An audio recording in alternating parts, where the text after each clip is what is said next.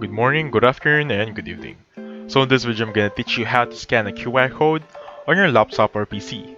So if you're using a laptop for MacBook, please do so, or rather, please stay in the video. It's literally the same process, okay? So the first thing I want you to do is open up a new browser of your choice and simply click on scanqr.org.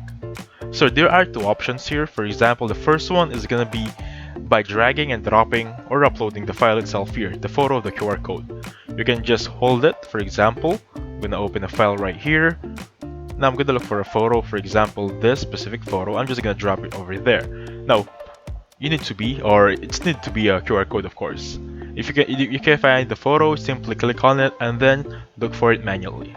Now, the second option is having a webcam.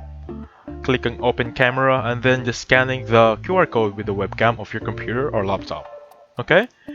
And that should do it. That's how you scan a QR code on your laptop or PC. So thank you so much for watching. Please hit the like button and subscribe.